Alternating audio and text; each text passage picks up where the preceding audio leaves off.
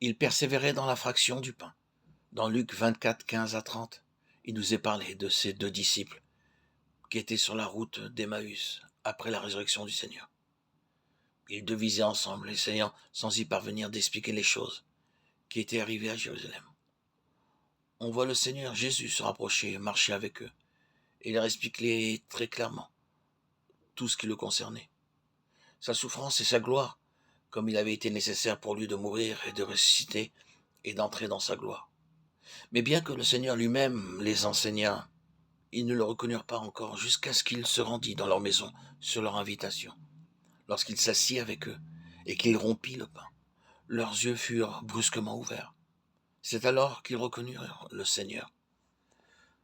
Voyez-vous comment ils furent enseignés? Notre Seigneur est tellement grand, tellement puissant et merveilleux que nous ne pouvons pas le voir avec nos yeux naturels. Il est au-delà de la compréhension humaine, bien au-dessus de la connaissance de nos facultés humaines.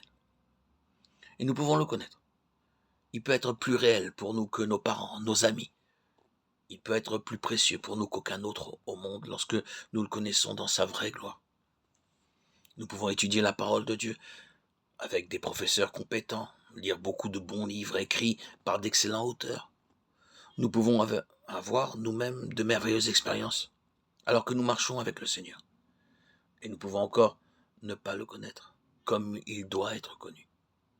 Nous pensons que nous le connaissons, mais nous pouvons peut-être nous tromper.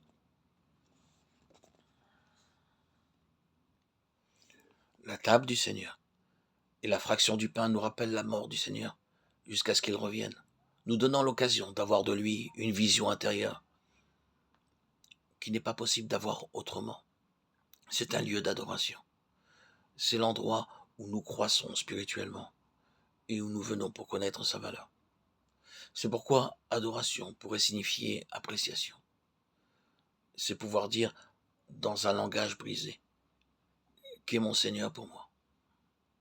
Qu'est-ce que je lui donnerai en retour? Je vais conter cette histoire qui arriva à Amritsar, en Inde. Il y avait là-bas un marchand qui vendait de beaux tapis persans. Un homme riche entra dans la boutique et lui demanda le prix d'un petit tapis persan. Le vendeur lui dit « Il n'est pas à vendre. Je vous paierai 5000 roupies si vous me le vendez. Je vous dis qu'il n'est pas à vendre. Très bien, je vous paierai 10 000 roupies. Non, monsieur, je ne le vendrai pas. Il n'est à vendre à aucun prix. Je vous paierai 25 000 roupies. Non, monsieur, il n'est pas à vendre. Il est très précieux pour moi. Mon père me le donna lorsqu'il mourut. Son propre père le lui avait donné. C'est pourquoi il m'a dit « Ne le vends à personne. Il est très précieux. Aussi, je ne m'en séparerai à aucun prix. Le Seigneur Jésus-Christ est aussi très précieux pour moi. Il m'a aimé. Il est mort pour moi. Je suis prêt à payer n'importe quel prix pour montrer mon amour pour lui. Je peux dire que je l'aime plus que mon père, ma mère, mon frère, ma sœur, mon épouse, mes enfants ou quelqu'un d'autre. Oh Seigneur, je t'aime. Mais lorsque nous devons payer le prix, nous ne le payons pas. Combien de fois nous le renions? Combien de fois nous le blessons? Combien de fois nous ne lui obéissons pas par crainte, pensant « Qu'est-ce que mon voisin va dire? Qu'est-ce que mes amis diront de moi?